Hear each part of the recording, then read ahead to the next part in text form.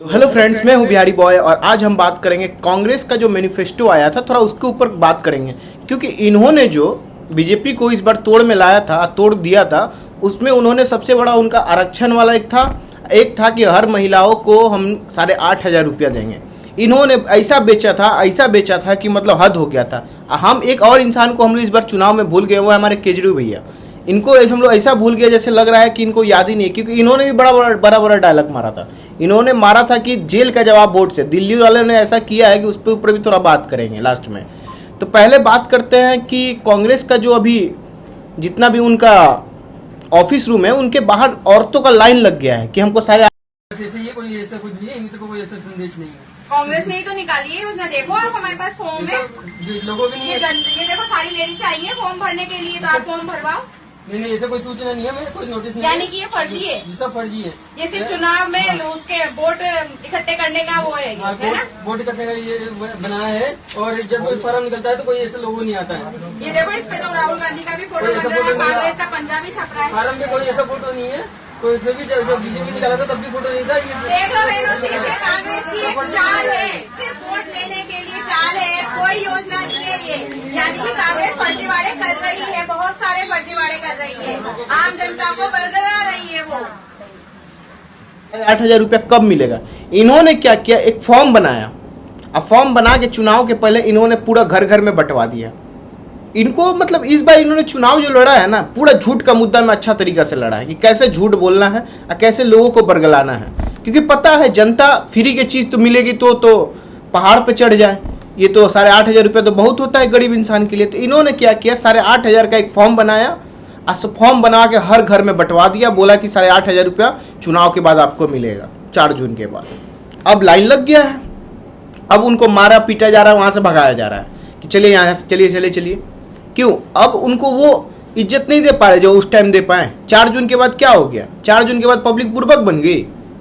इनसे सवाल पूछना चाहिए ना कि 8,500 रुपया कब मिलेगा। ये जो आप बोले हैं 8,500 रुपया मिलेगा या नहीं मिलेगा, इनको भी पता है कि 8,500 रुपया नहीं दे पाएंगे। इन्होंने तो ये भी बोल दिया था कि MSP हम लागू कर देंगे किसान का, जो कि नामुमकिन जैसा वो रूल है। आप MSP कैसे लागू कर सकते हैं? बड़े इन्होंने इस चुनाव में देखिए क्या कांग्रेस ने किया है। कांग्रेस इस चुनाव में हम लोग बोलते हैं कि हर इंसान को 1 करोड़ रुपए देना है, तो कांग्रेस बोलती चलो ठीक है दे देंगे। कांग्रेस को बोला जाता है कि हर घर को सोना से बनवाना है, कांग्रेस बोलती ठीक है चलो।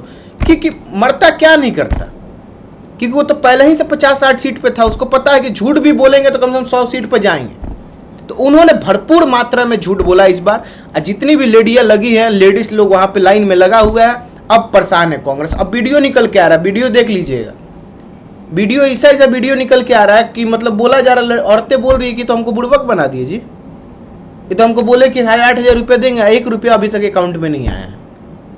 तो कांग्रेस के नेताओं कोई इस पर अभी आंसर नहीं दिया, कोई आके सामने से जवाब नहीं दे रहा है, कोई नहीं जवाब दे रहा है कि इस पर जवाब दीजिए। क्या वो जनता नहीं है जो आपके ऑफिस के बाहर है? नहीं देंगे इस पर जवाब। इस पर जवाब देंगे तो इनकी हिपोक्रेसी बाहर आ जाएगी ना। तो ये है कांग्रेस को, रियलिटी में कांग्रेस को कोई समझ नहीं पाया इस बार। और कांग्रेस इस बार अच्छा से गेम खेल गई। अब थोड़ा बात करते हैं हमारे केजरीवाल भैया के बारे में। केजरीवाल भैया के साथ तो जो स्कैम हुआ है ना, वो अलग लेवल का स्कैम हो गया है। इन्होंने पूरा चुनाव चलाया 7-0 हुआ 7-0, मगर उनके खिलाफ हो गया।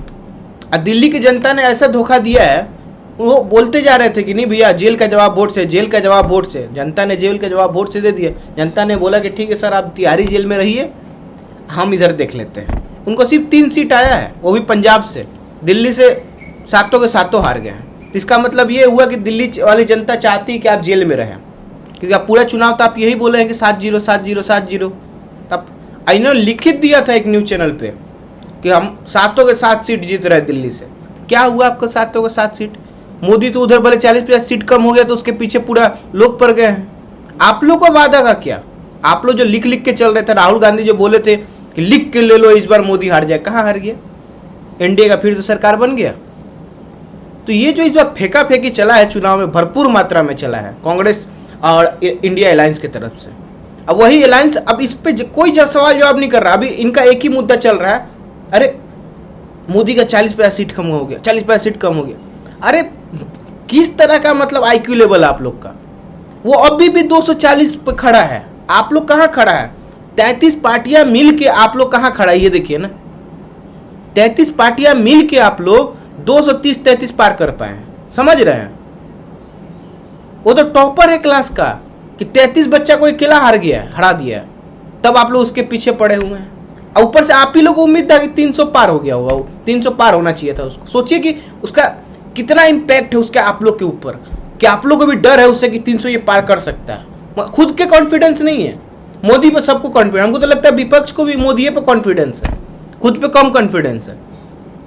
तो बाकी आपको क्या लगता है, केजरीवाल भैया का जेल जाना सही था या नहीं था, और राहुल गांधी जो फेंके इस चुनाव में उसका क्या हुआ, थोड़ा अपने कमेंट में राय दे और अपनी अपनी टिप्पणी को जरूर रखें और बताएं कि आगे की क्या प्लान रहेगी बीजेपी या कैसे अपनी जवाब देगी। बाकी जय हिंद, जय भारत।